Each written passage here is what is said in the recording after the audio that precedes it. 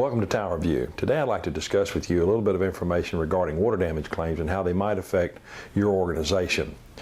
A water damage claim usually happens when there's no one around, or it happens in a place that you do not frequent.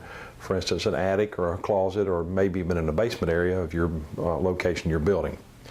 Water damage claims will usually take place in one of three manners, usually tied to the hot water heater, the air conditioning drain system, or to the plumbing system itself. Now, the average life of a hot water heater is about 8 to 12 years. So you might want to give consideration when you get up on about the 12th year to go ahead and budget for and plan to replace those hot water heaters so they don't impact your business, your organization in a very adverse manner. The other side of that hot water heater is that I would recommend that you maintain the maintenance procedures as described by the manufacturer. At least have an annual inspection on it to make sure there's no small leaks or drips or drains, any rust spots beginning to show. The life of the hot water heater can also be greatly determined by the type of hot water that it is, whether it's an electric hot water heater or gas hot water heater. It also has to do with the water content, whether it has a high mineral content or maybe city water with chlorine in it, or maybe it's the well water. Either way, monitoring and watching that hot water heater is critical to preventing those water damage claims from that source.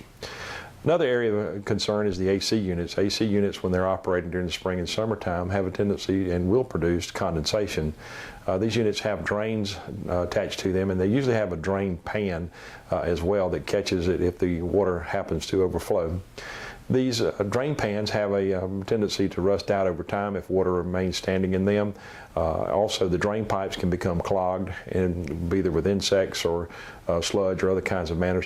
Keeping them clean and in good operating order will maintain and help you to see that you don't have any water leaks as it relates to the AC system. The other area is a little bit more difficult to monitor and to watch, and that's your plumbing system. Generally, those are inside of walls, under cabinets. They're underneath the slab or within the slab and underneath the crawl space of your organization. I would recommend that you have a plumber come out at least every 18 months to 2 years and possibly on a yearly basis, and have them inspect that and make sure that you don't have anything that may be coming up and that you don't know about. Also, keep an eye out under counters, behind water coolers, refrigerators, ice makers, ice machines. The toilets, look below them to see if those supply lines might be leaking and showing signs of wear. All these areas can result in a pretty devastating water damage claim for your organization. Those claims that happen as relates to the plumbing system, they can come under pressure, and that's exactly what will happen. Is once that break happens, the water pressure will continue to feed that water into your organization. If that happens on a Friday night, you won't notice it till the Monday morning if those are your office hours, or either a Sunday morning when you come in. At this time, you'll have quite a bit of water in your facility, and it's a terrible thing to have to deal with at that time. So keep in mind to monitor the hot water heater, look at it and change it out if it's getting pretty close to that old age.